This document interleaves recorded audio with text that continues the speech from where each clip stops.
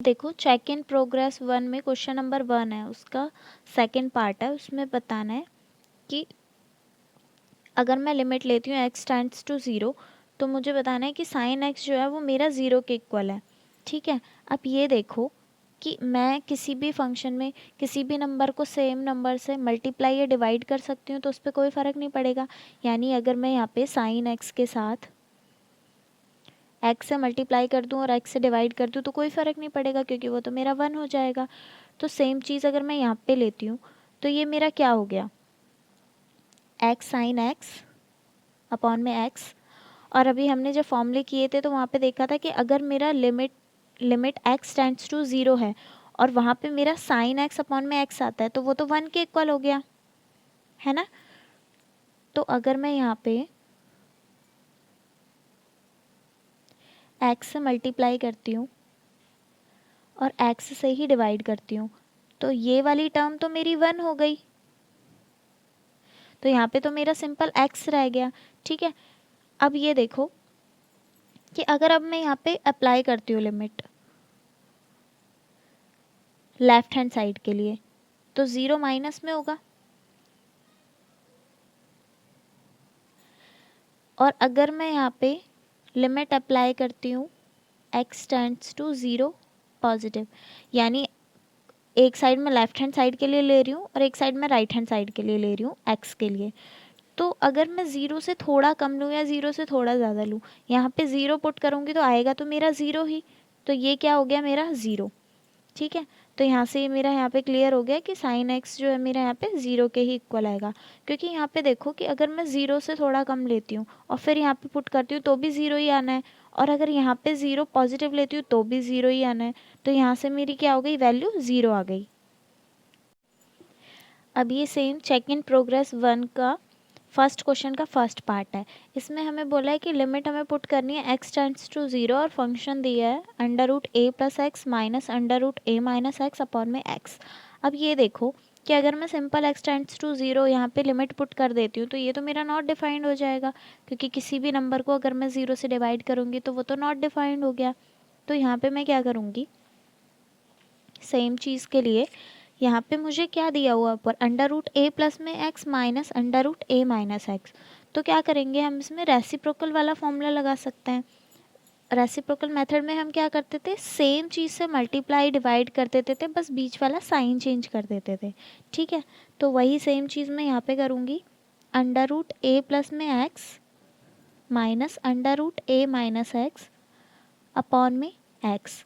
अब इसको multiply divide कर देंगे, ए प्लस एक्स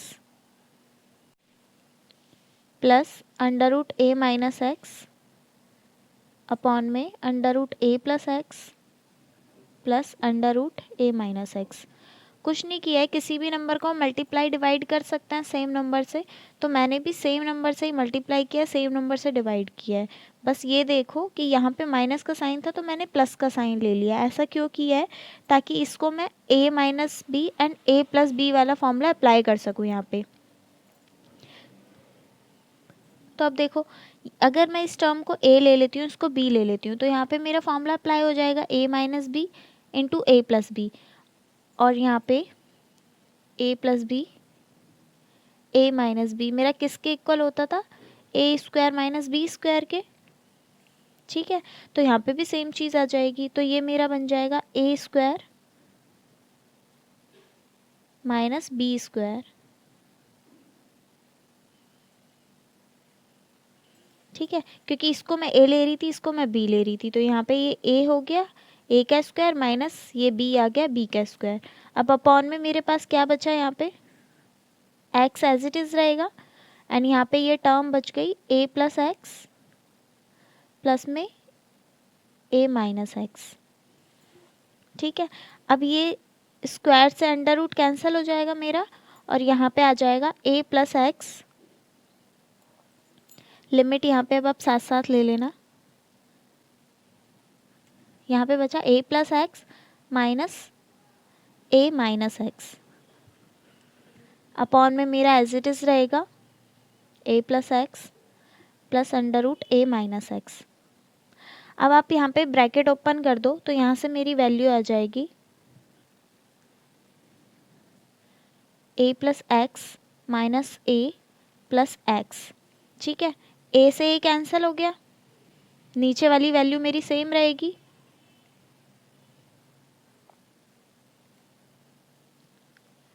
यहाँ पे हम लिमिट एज इट इज़ साथ में लेके चलेंगे क्योंकि अभी तक हमने लिमिट पुट करी नहीं है।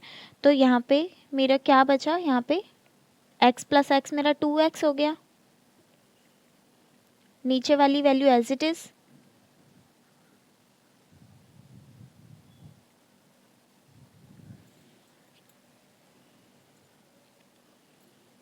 अब ये देखो यहाँ पे भी x, यहाँ पे भी x, ये तो कैंसिल आउट हो गया।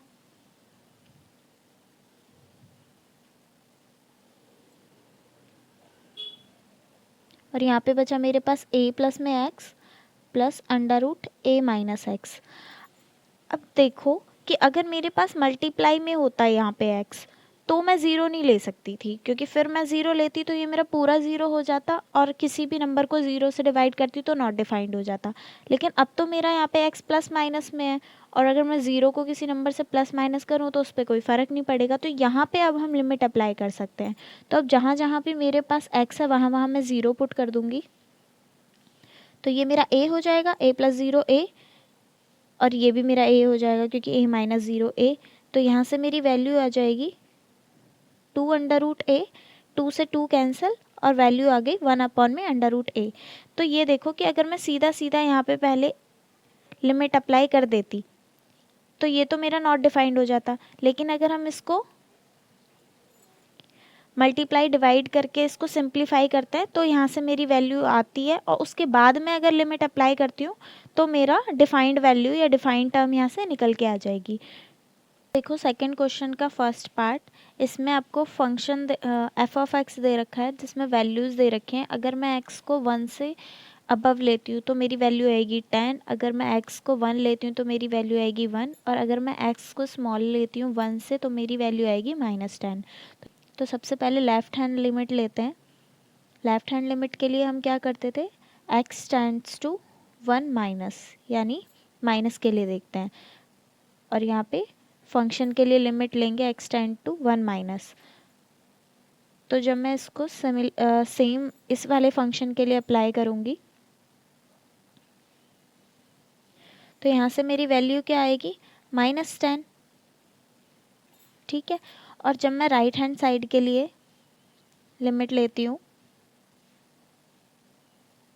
1 प्लस,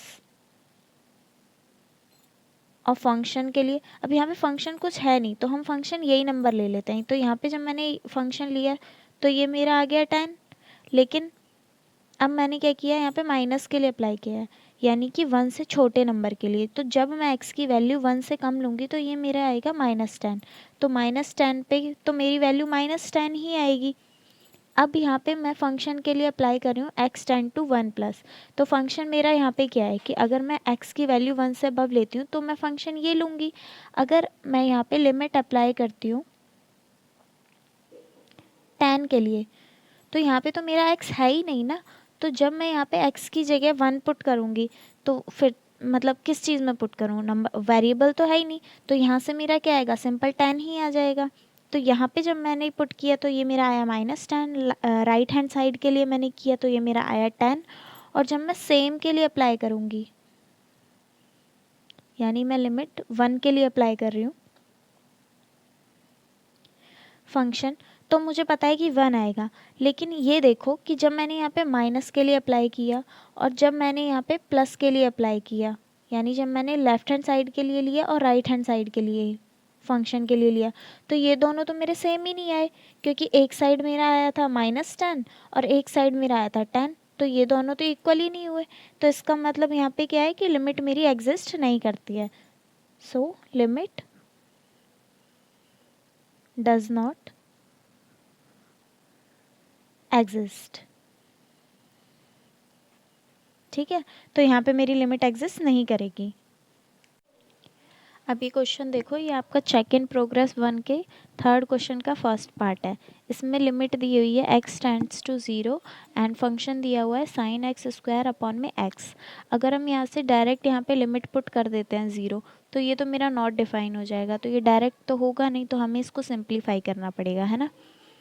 तो सिंप्लीफाई करेंगे तो अब एक चीज़ देखो कि अगर मैं यहाँ पे लेट कर लेती हूँ x square is equals to h, तो मेरा एक्स क्या होगा, अंडर रूट एच, ठीक है। और अंडर रूट एच को क्या लिख सकते हैं, 1/2। तो यहाँ से हमें ये तो पता चल गया कि हम एक्स स्क्वायर की जगह एच पुट कर सकते हैं और एक्स की जगह अंडर रूट एच पुट कर सकते हैं। तो अब देखो लिमिट क्या है मेरी, x टेंड्स टू 0, ये हम साथ साथ लेके चलेंगे जब तक कि x की जगह हम 0 पुट नहीं कर देते।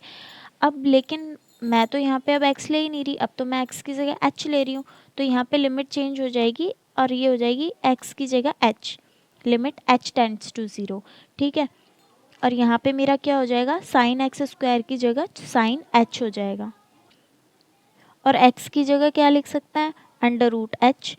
अब इसको हम रेसिप्रोकल कर सकते हैं, यानी किसी भी नंबर से मल्टीप्लाई करो डिवाइड करो कोई फ़र्क नहीं पड़ेगा। तो मैं अंडर रूट एच से ही मल्टीप्लाई कर रही हूँ, अंडर रूट एच से ही मैं इसको डिवाइड कर रही हूँ, ठीक है।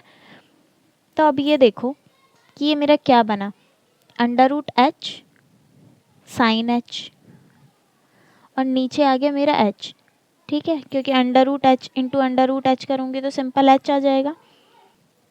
अब ये वाली जो मेरी टर्म है, क्योंकि यही तो होता था कि अगर लिमिट मेरी x टेंड्स टू 0 है तो साइन x अपॉन में x मेरा 1 हो जाता था। अब यहाँ पे जब लिमिट h टेंड्स टू 0 है तो साइन h अपॉन में h मेरा 1 हो जाएगा। तो ये तो मेरा डायरेक्ट यहाँ से क्या आ गया, अंडर रूट एच आ गया, ठीक है। तो अब मैं यहाँ पे क्या कर रही हूँ, मैं यहाँ पे लिमिट साथ में लेके चल रही हूँ h टेंड्स टू 0।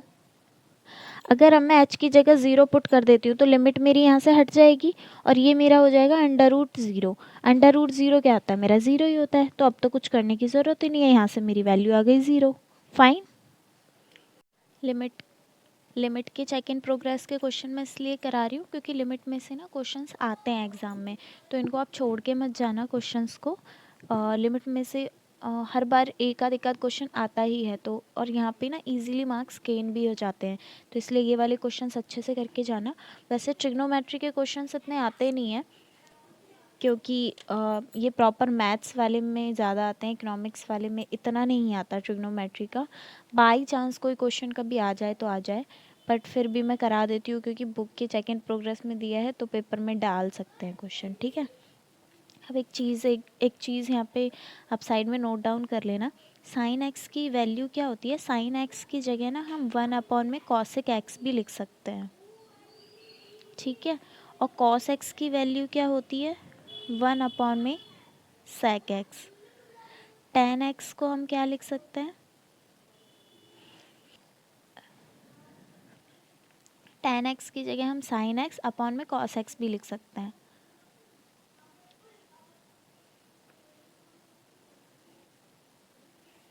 और टेन एक्स की वैल्यू यहाँ पे हमारी 1 में कॉट एक्स भी होती है, ठीक है।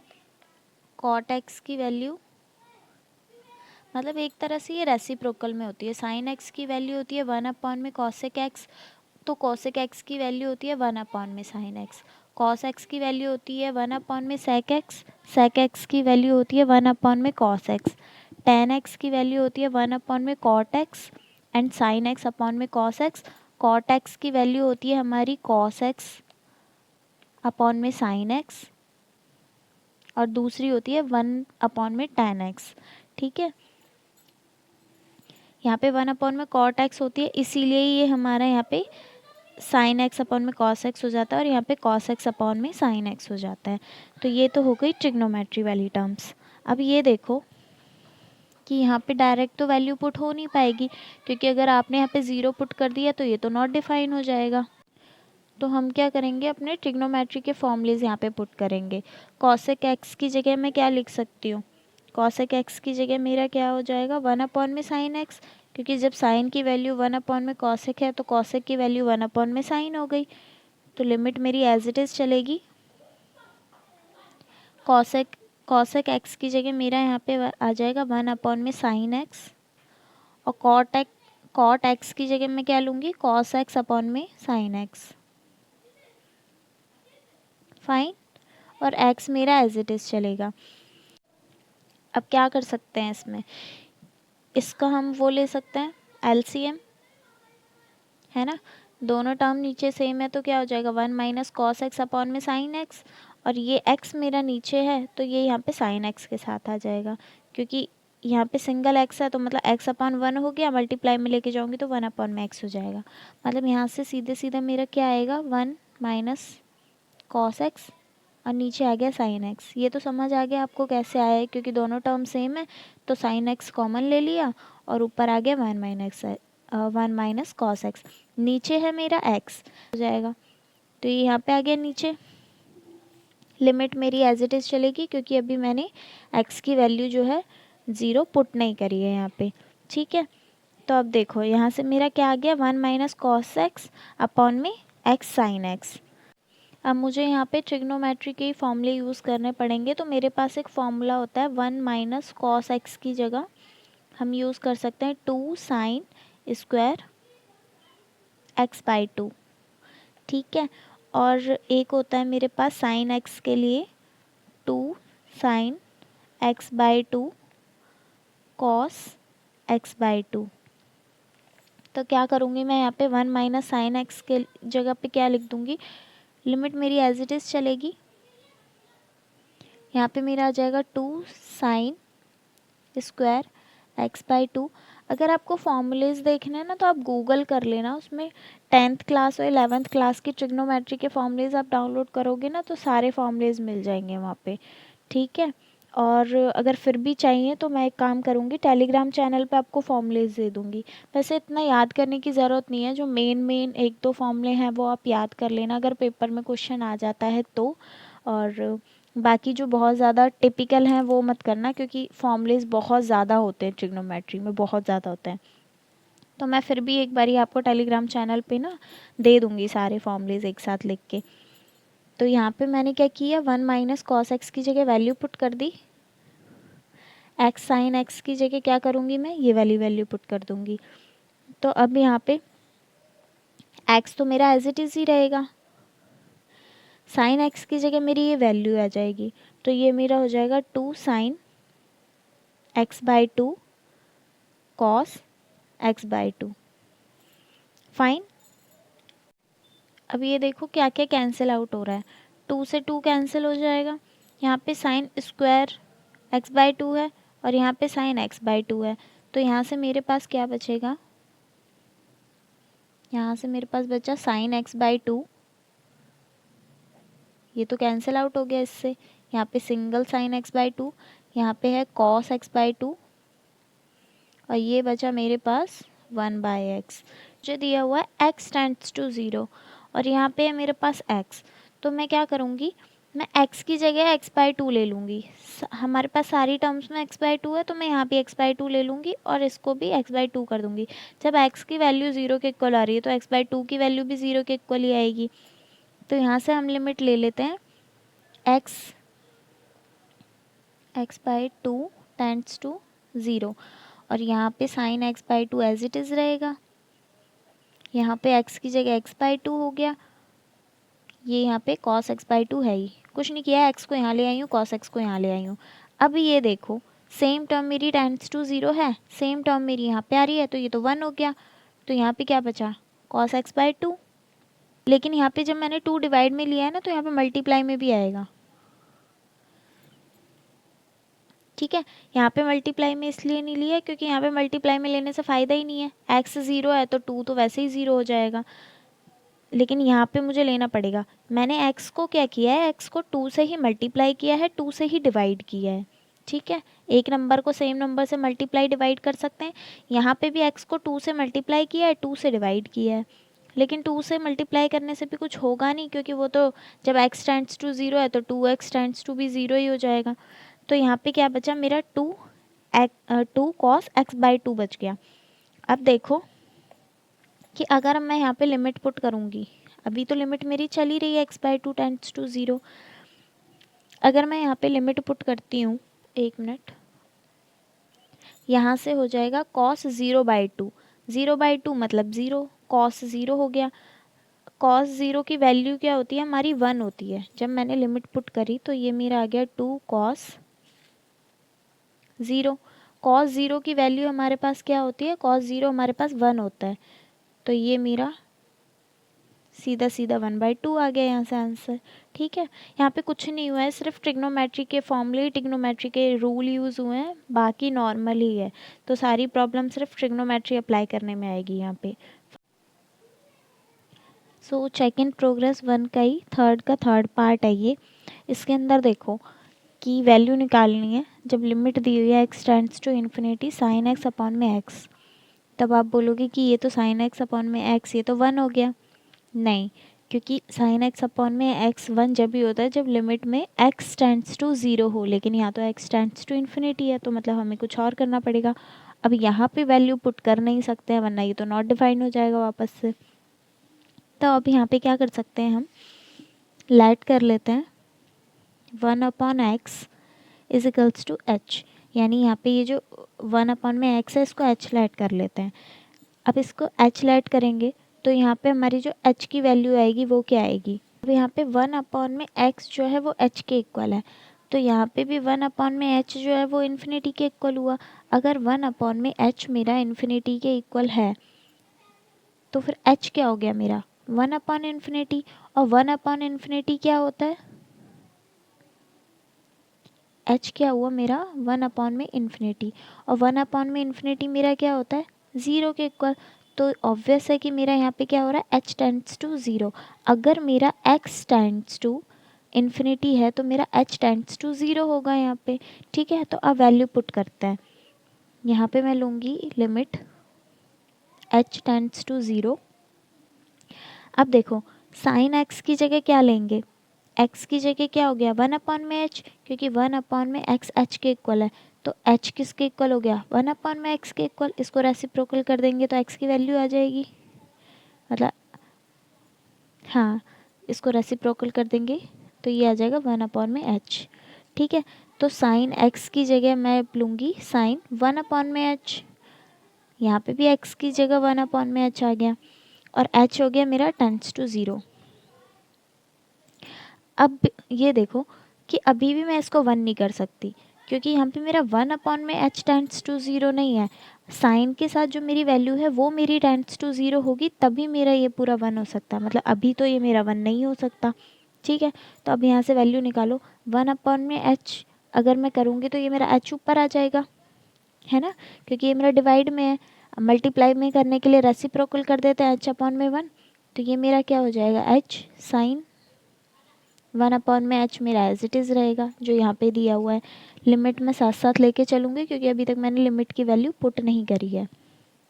ठीक है, अब ये देखो कि अगर अब मैं इसमें वैल्यू पुट करती हूँ तो ये मेरा 0 हो जाएगा, क्योंकि अगर मैंने h को 0 लिया तो 0 इंटू साइन 1 अपॉन में h मेरा 0 हो गया, लेकिन मेरा यहाँ भी तो 0 है ना, तो ये तो मेरा 0 हो गया। ठीक है, बट ये साइन 1 अपॉन में 0 ये तो मेरा क्या हो गया, इसमें तो मुझे फिर डाउट है, क्योंकि जो साइन जो होता है यहाँ पे तो मेरी थोड़ी सी वैल्यू से ही बहुत ज़्यादा वैल्यू में चेंज आ जाता है।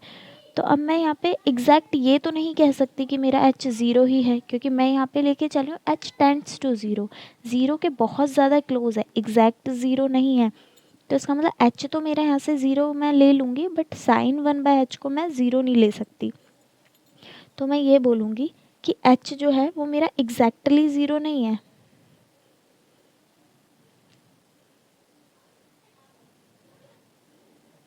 तो जो मेरी साइन 1/h है इसकी वैल्यू जो है वो वेरी कर सकती है -1 से लेके 1 तक, क्योंकि जब मेरी साइन की वैल्यू हो साइन जो बताता है मेरा उसकी वैल्यू सिर्फ -1 से 1 तक के बीच में ही डिफाइन होती है। अब चाहे साइन 0 ले लो, चाहे साइन 30 डिग्री ले लो, 60 डिग्री ले लो, कुछ भी ले लो, उसमें वैल्यू हमेशा टेबल में -1 से 1 तक ही रहती है। तो यहाँ पे मेरा एग्जैक्ट 0 नहीं है लेकिन क्लोज टू 0 है, तो यहाँ पे मेरी वैल्यू जो है वो वेरी करेगी -1 से लेके 1 तक। फाइन।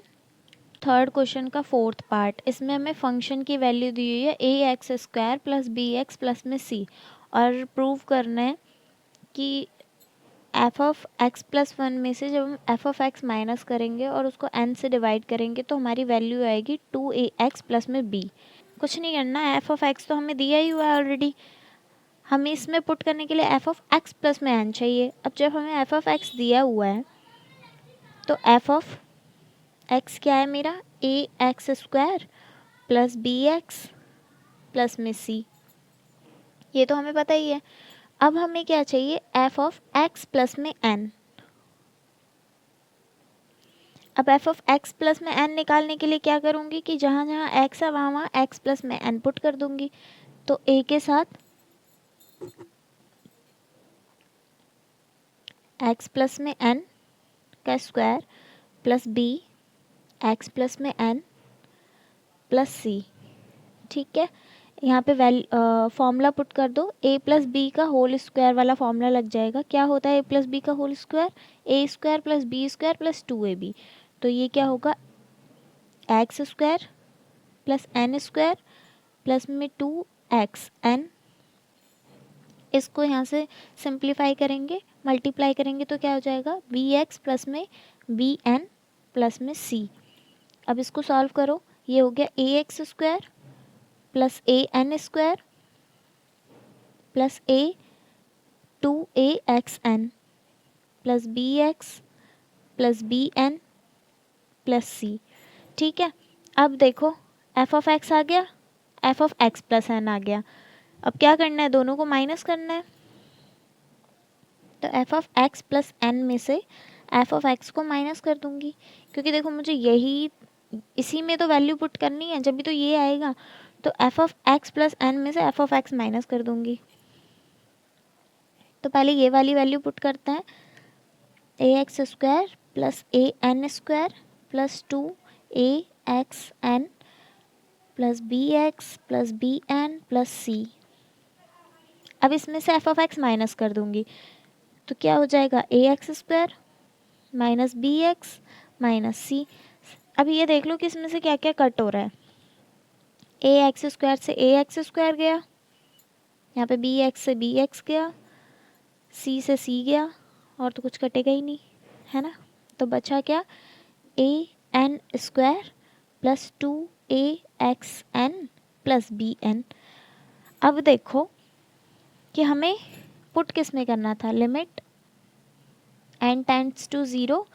यहाँ पे क्या था, f of x plus n minus f of x upon में एन। तो f of x plus n minus f of x की वैल्यू तो आ गई ये, तो इसी को पुट कर देते हैं, a n square plus 2axn plus b n divided by n। अब n की जगह तो 0 नहीं डाल सकती, ये तो नॉट डिफाइन हो जाएगा। तो क्या करूँगी, यहाँ से n को कॉमन ले लेती हूँ, लिमिट एज इट इज़ चलेगी। तो यहाँ पे n लिया, a n as it is plus 2ax as it is plus b as it is, n से n कैंसिल हो गया। अब क्या बचा, a n plus 2ax plus b। अब लिमिट पुट कर दो, लिमिट पुट करूँगी तो ये वाली जो अभी तक लेके चल रही थी लिमिट n टेंड्स टू 0, वो यहाँ से हट जाएगी और n की जगह 0 0 पुट हो जाएगा। तो a के साथ 0 plus 2 a as it is x as it is plus में b, ये मेरा 0 हो गया। तो ये मेरा आ गया 2ax प्लस बी। अब देखो यही तो फाइंड करना था, 2ax प्लस बी, और यही आ गया। यानी कि जब मैं इस फंक्शन में n टेंड्स टू 0 लिमिट लेती हूँ तो मेरा ये आना चाहिए। मैंने भी तो यही किया है, इस फंक्शन में n टेंड्स टू 0 लिया और ये मेरा आंसर आ गया। सिंपल है ना, देखने में क्वेश्चन कितना अटपटा सा लग रहा था, बट सॉल्व करो तो कितना सिंपल है। अब देखो check in progress 1 question number 3 का 5th, इसमें ना हमारी AP GP वाली टर्म्स यूज़ हो रही हैं। तो जब हमारी AP होती थी, नेचुरल नंबर्स को प्लस करते थे इन्फिनिटी में, यानी 1 + 2 + 3 + 4 करे जा रहे हैं इन्फिनिटी तक, तो उसके लिए हम क्या यूज़ करते थे, n प्लस में 1 अपॉन में 2, ठीक है। लेकिन यहाँ पे क्या है कि हमारे पास पावर्स आ रही हैं, तो इसके लिए क्या फॉर्मूला होता था, n प्लस में 1 2n प्लस में 1 अपॉन में 6, ठीक है। तो यहाँ पे तो हमारे नेचुरल नंबर वाला नहीं है, तो ये तो हमारा यूज़ नहीं होगा, लेकिन मैंने बता दिया अगर नेचुरल नंबर का आता है तो आपको क्या करना है। लेकिन यहाँ पे पावर वाली टर्म है तो हमारा ये वाला फॉर्मूला यूज़ होगा। तो ये है 2n प्लस में 1। अब देखो यहाँ पे वैल्यू पुट करेंगे तो क्या आएगा, लिमिट मेरी एज इट इज़ रहेगी, लिमिट क्या है, n टेंड्स टू इन्फिनिटी। अब नंबर्स दे रखे हैं तो n+1 2n+1 बाय 6 की जगह वैल्यू पुट करेंगे तो n+1 2n+1 बाय 6। लेकिन यहाँ पे नीचे मुझे n की पावर 3 भी दिया है तो वो भी मुझे साथ के साथ यूज़ करना पड़ेगा। अब यहाँ से मेरा न्यूमरेटर में भी n आ रहा है और डिनोमिनेटर में भी, तो ये मेरा यहाँ से कैंसिल आउट हो जाएगा। तो अब मेरे पास क्या बचेगा, limit n tends to infinity n+1 2n+1 6 n², क्योंकि एक n से मेरा यहाँ पे n कैंसिल आउट हो गया। अब यहाँ पे क्या बचा, n+1 2n+1 n अपॉन में 6n की पावर 3। मैं यहाँ पे डायरेक्ट तो पुट नहीं कर सकती, तो मुझे ये n² भी यहाँ से हटाना पड़ेगा। तो इसके लिए क्या करूँगी, एक n यहाँ से कॉमन ले लूँगी और एक n यहाँ से कॉमन ले लूँगी। अब यहाँ पे कॉमन तो आ नहीं रहा है, तो क्या कर सकते हैं, जब n कॉमन लूँगी तो अंदर क्या बचेगा, यहाँ पे 1, यहाँ पे बचेगा 1 प्लस में n। ठीक है, क्योंकि n को यहाँ मल्टीप्लाई करूँगी अंदर तो n हो जाएगा, इसको अंदर मल्टीप्लाई करूँगी तो n से n कैंसिल होके वापस 1 आ जाएगा।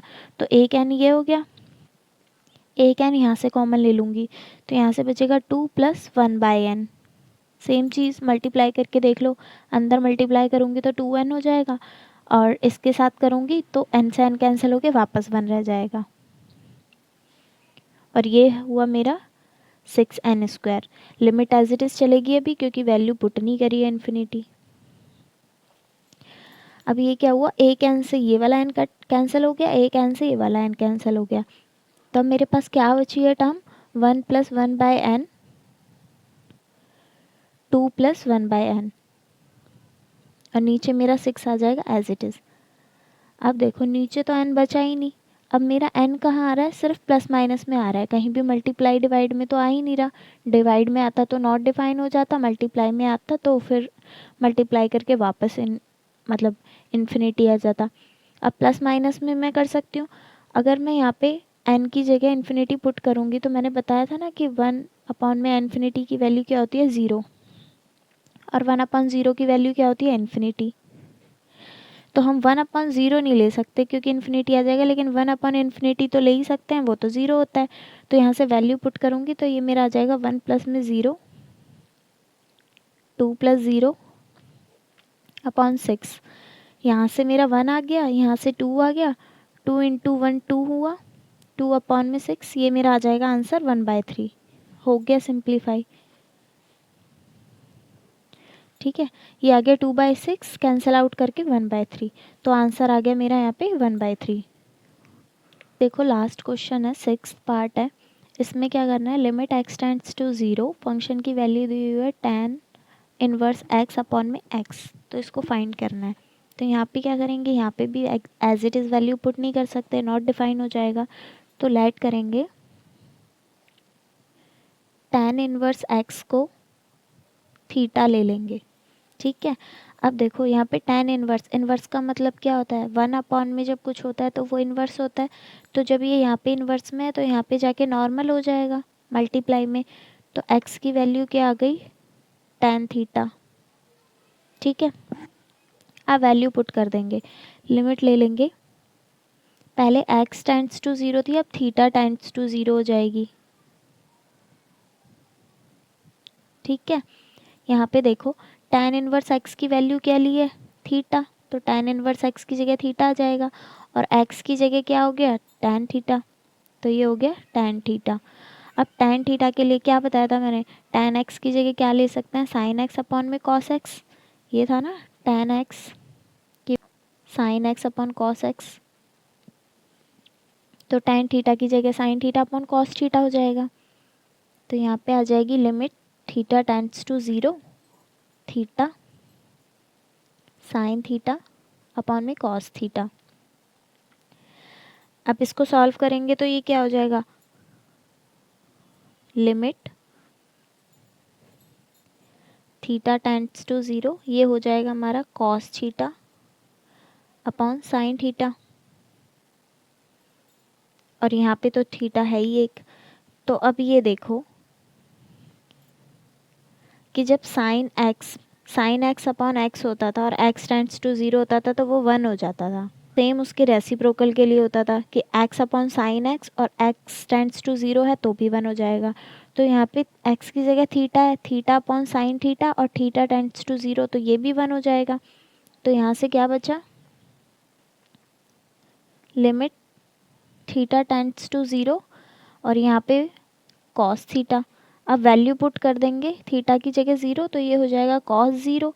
कॉस ज़ीरो की वैल्यू क्या होती थी 1, तो यहाँ से सिंपल आंसर आ गया 1। ठीक है, तो ये यहाँ पे इसका सॉल्यूशन हो गया 1।